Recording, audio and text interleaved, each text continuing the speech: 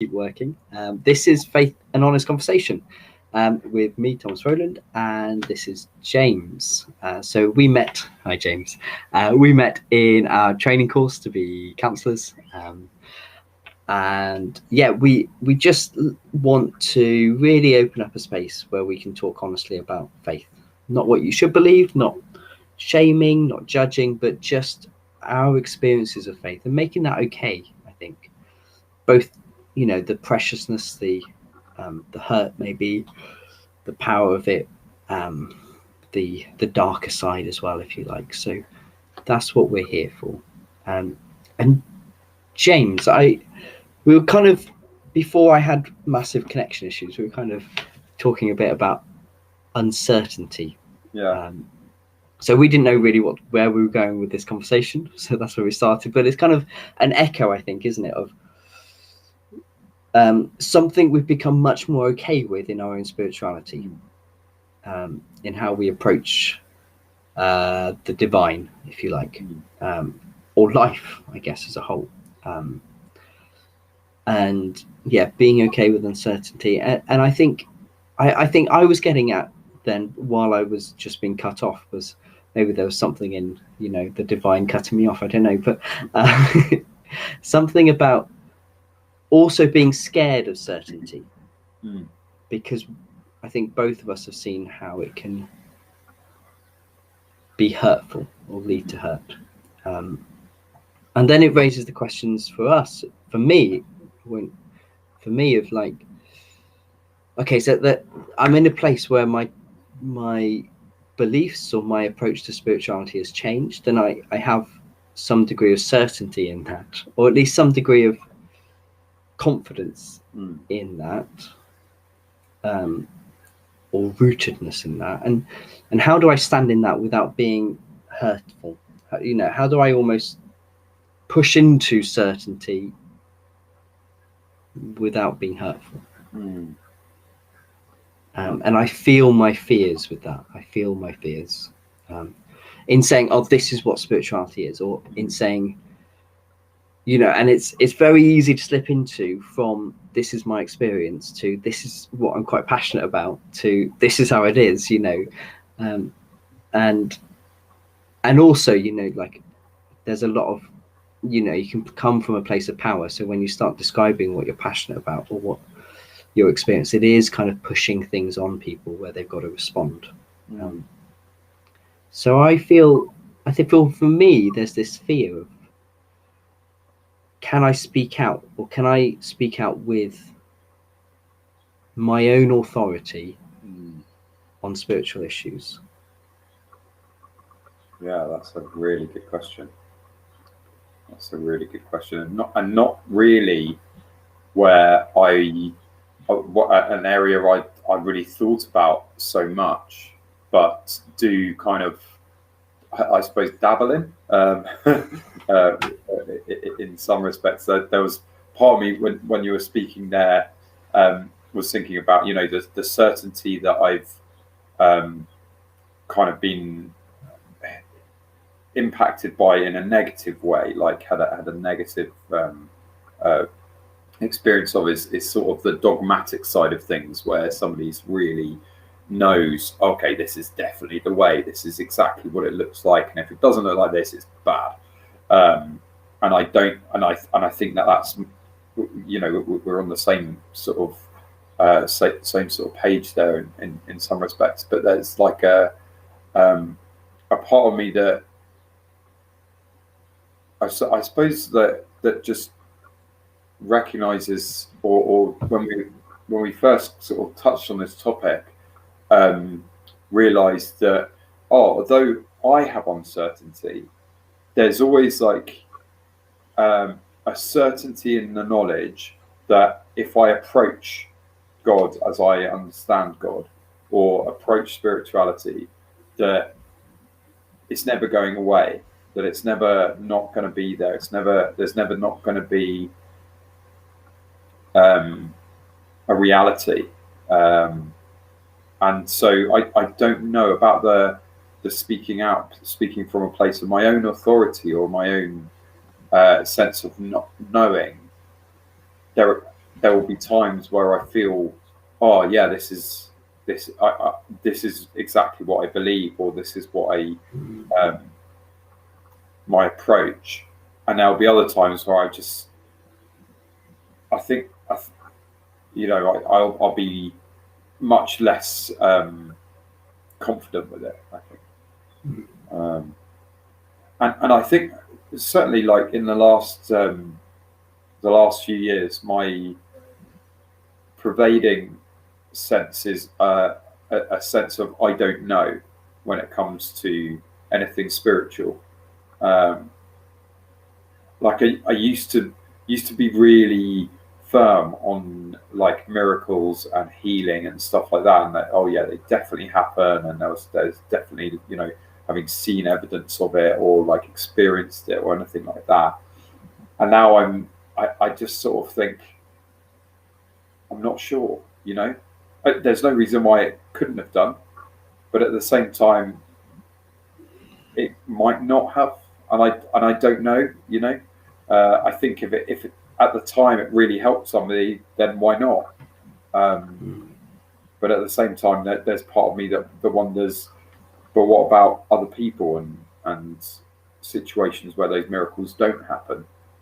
And I always come back to the same thing of, that's not the main thing. That's not the main thing. Is the connection, is the relationship, is the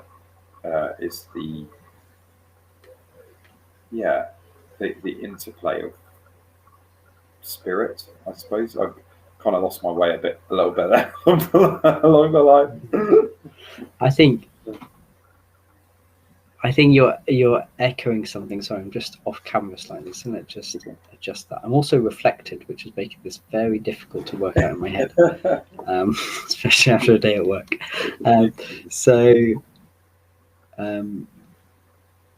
It's all like, I'm thinking. So I'm listening to a podcast called Turning to the Mystics. So they've gone through different mystics, and one of the ideas is that we kind of there's this sense of, instead of these limited ways of understanding God and experiencing God, things like, I don't know, I can feel all my roots, all my history kind of ready to put me on a heretic stake or something. But so there's something about the methodology, or normal spiritual or normal Christian life, maybe, where we're thinking about praying for healing, where we're thinking about praying for X, Y, and Z, your prayer lists, or Bible study, and reading through the Bible. Like, I'm not against these at all. I think they're wonderful. They can be wonderful things, and they have real rootedness. But they kind of, in our way of experiencing and comprehending the divine, they're kind of like fitting the divine into our boxes. Yeah. Or our comprehension. Our ways of comprehending. And I was and I still am such a sucker for this kind of new idea or inspiration, and I love writing it down, and I'm like, yes, I finally get something. And at the same time, it's all my powers, isn't it? It's all within my powers. And so we're kind of taking this divine, which has to be, however we define it, if we define it as some ultimate being, has to be beyond my grasp, has to be beyond what I can experience. So it's kind of taking that and saying, no, it's in this, and I think where my experience of church life has been, we say that's that, it's like we say that is all, and we leave no room for the mystery. And what these mystics are kind of saying, or what the guy leading the podcast is kind of saying, is that actually the mystical experience is where you have a kind of direct contact, where there's a real sense of knowing, but also that knowing or that experience of direct contact is beyond what we can describe and explain and comprehend, and it doesn't fit into these boxes, and actually it kind of fits in the paradox that tears them apart, or it kind of it's full of paradox, I guess, isn't it? Like it's and so yeah, I think that's where I was going in my head, where you're talking about the I can't remember, interconnection of spirits or interplay of spirits. It's like there's this progression maybe in our faith or in our spirituality where we take those boxes of our religious upbringing a bit more lightly, and there's some sort of connection with something bigger that means we're okay with taking those a bit more lightly, because there's a more deeper sort of knowing that's okay with taking the boxes lightly. I feel that definitely. Carry on. I was just saying, I think that's where I got to. Like, I love my Christian. I love a lot of what's in my Christian kind of heritage and the way it approaches and the boxes. And I can take those boxes lightly a bit more, or a lot more than I used to. Like, I don't feel the need to argue.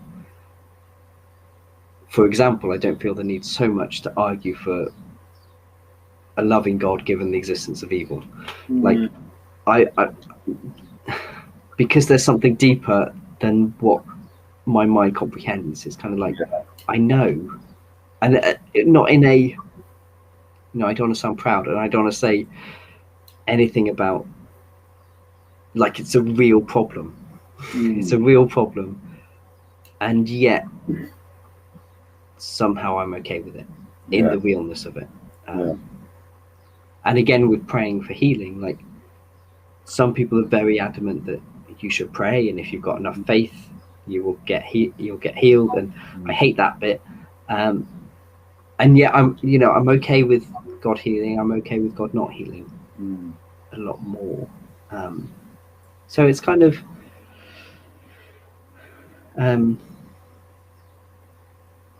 I'm sure there are places where this can be a hindrance, and I'm sure there are places where actually we need, maybe we need those rigid boxes when we're developing in our faith, maybe in learning, and maybe there are risks that I'm not seeing at the moment with that. But there seems to be a knowing in the uncertainty, as well as a uncertainty about all that's supposedly known. I like that. It's really, really well put. It's really well put. And I love where you went there as well with it kind of, I suppose, when you get that sort of spiritual connection or the spiritual moment, if you like, and that's not quite the right phrasing, but you become okay. You become, not indifferent to, but you recognize that it's not everything. Like the fact that evil is very present and very real is not, and the fact that people are ill and dying, that's not everything. There's more than that. There is more than that. And I suppose that's partly where our uncertainty comes from, isn't it? It's that we experience these things throughout our life where something becomes hyper important to us because of the situation we find ourselves in, and so that aspect becomes very focused or very essential or very paramount. And when it's still at the same level as it has always been, we then get a bit muddled or can get very concerned, I suppose, with where our faith is at.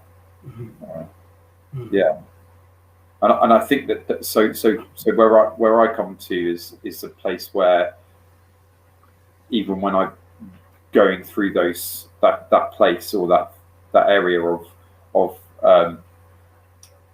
questioning and doubting and real uncertainty, that I will, whenever I come out of that, and I invariably do, that faith is still there, that God is still there, that I'm not lost or having questioned, haven't been abandoned, that I haven't. There's no question that is too bold. There's no question that is too disrespectful, even for God to manage to handle, to cope with, and that it doesn't damage the relationship that's there. Doesn't change that relationship. But yeah, I stand in a place of uncertainty most of the time about even about that. You know, I just think, well, how can it not? And yet it doesn't, or it hasn't seemed to so far. I think that God is bigger than I understand, quite a lot bigger, which is good. Yeah, it reminds me of. I think.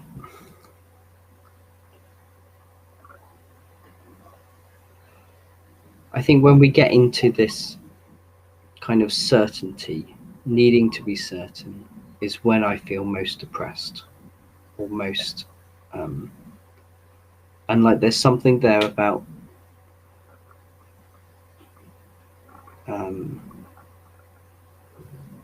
what is it? There's something there about just not like, why is it that I need that certainty? Why is it that I need the certainty? And you know, why was it that when I was 16 I needed to be able to prove God could exist philosophically? Like, why did I need to do that? Why is it when, and I needed to be right, and I needed to be able to argue against other people and give this flawless argument, that they would then be like, oh, you're absolutely right, Thomas, I completely believe, you must be right. Like, what meant that? And it wasn't anything to do with God. You know, God didn't need me to. Yeah. But there's something about maybe, I mean, it could be this is the way to belong to this group, and it could be a way to find some sort of esteem and social respect. I think there's also something about and so, you know, spiritual communities can set us up into certainty unhelpfully, I think. But I think there's also something about, actually it's pretty terrifying to stare at uncertainty. You know, like, I mean, maybe it just was for me, who had a real upbringing where certainty was what, you know, the more certain you were, the better. Yeah. But certainly I think I found doubt very terrifying. And it's like you stand at the edge of,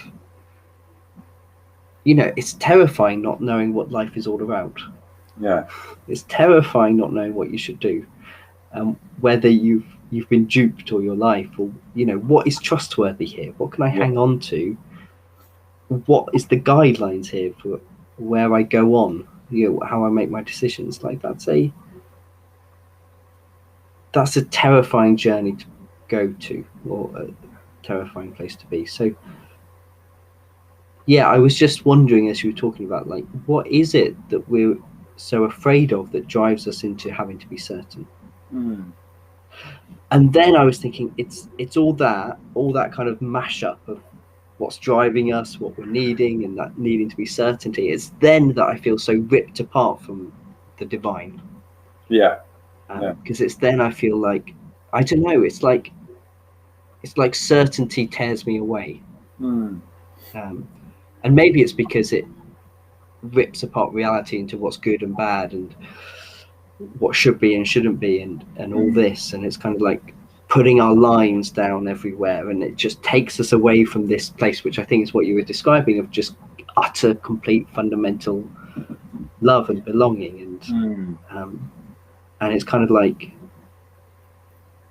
depression takes us into that place of actually certainty isn't everything. Yeah. Actually, there's life beyond certainty.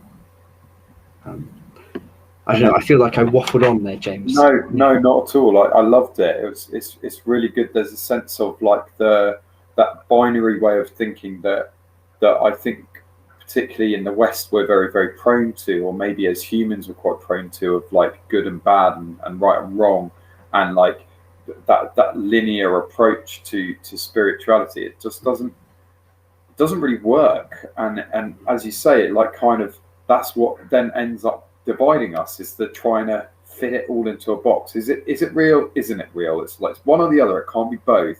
And it's like, well, maybe we don't really understand like reality. Maybe there's more. Maybe there is something different that's not on that very, very sort of linear, very narrow plane that we're deciding to gauge everything by. And like, where have we got that sort of gauge from? You know, what's we make all of these rules, or all of these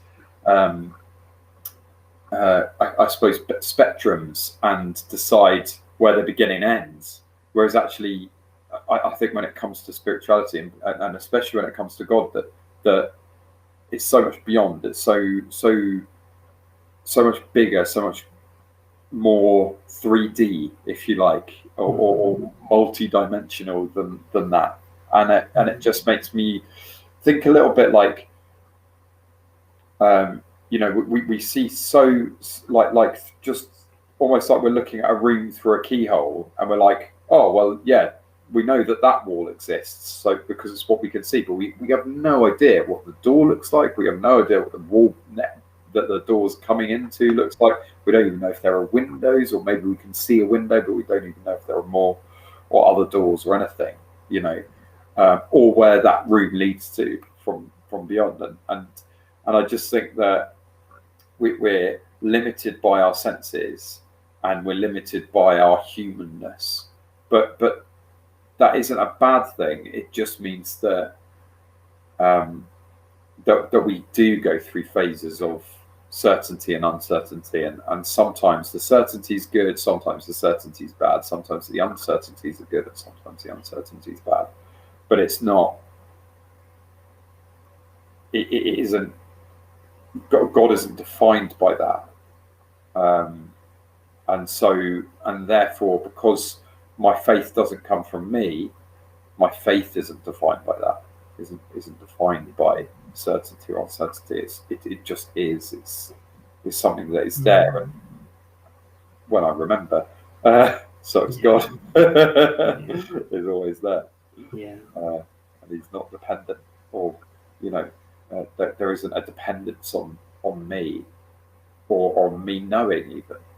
And so I've kind of like, I don't know, it's a bit of a leap, but I've just kind of gone with God's not dependent on other people knowing, and not dependent on other people believing, or believing even, or understanding in the same way as I do. And so I can kind of come to a place of real acceptance of other people's perspectives and other people's understandings, or misunderstandings as I might perceive it, with the hope that they might have acceptance of mine, and a place of sort of, I suppose, acknowledging that there's more to God, and there's more to spirituality than even all of humanity could ever understand. And it's much, much vaster. And I got that in part when I was sort of like in the midst of my Christian phase. That's a weird thing to say, my Christian phase. In that sort of like time of my life. And I guess I'm coming to a point now of, I'm kind of living in that a little bit more. Maybe only a little bit more, but a little bit more. I don't know. I went into weird places with that. Yeah, it's like it feels almost like it's in that Christian place. Like there was something about that Christian phase where you found that, and that's probably what drew you there. Yeah, Possibly. I mean, maybe. projecting maybe a bit, but like, or you know, I kind of knew at the tail end of that Christian phase, and there was something real passionate about that, I think, and I kind of think, yeah, that's what Christianity is all about, really. But we lose it in all these fear and running away from things and everything. And I think, you know, I can't remember if you said it this time or the last time when we were having issues with things, but you said the word being fickle and seeing how fickle we are. And it's just, you know, there can be self-judgment in that, and there can be a sense of I'm not good enough. But that place of coming to see, you know, it just is. That's where I am at this point. And that's okay because it just is. Just feels so powerful. It's like my body kind of like, yes, I want to, and you know, like there'll be times when I'm not able to appreciate that or not able to fully own that, and that's okay as well, because that's what is too. But there's this sense of okayness, I think, which is I've really kind of got to in this conversation of like, it just is, and the God behind the door is okay with it. Even if, you know, we view him through the keyhole of shouting at us and pointing his finger at us, you know, like there's something deeper where I know, like, that's okay. Yeah, I love that. That's really good. It kind of like, and it's one of the words I just keep coming back to every time. It just brings me back to acceptance, and there's an acceptance to that, and knowing that it's not, it's not us that we, you know, that we have to fight against. That in fact we don't have to fight at all, and that's quite nice. Really quite good. Yeah, not fighting against yourself is a really takes a lot of strain off yourself, doesn't it? It's you can put down those arms, and we can go, oh, actually, why are we at war with ourselves? We don't need to be. Yeah. James, I really loved this. Is there anything you want to finish with? No, not that I can think of. Just that, I think living in uncertainty is probably quite normal, and it's quite common to have like those fears and anxieties, and that's what uncertainty is, isn't it? It's like we want answers. We want like there to be something solid or something tangible we can cling to, but wanting isn't the same as what is, and I think what is good still. Yeah, and there's a different sort of solidity or different sort of groundedness to what is. I think.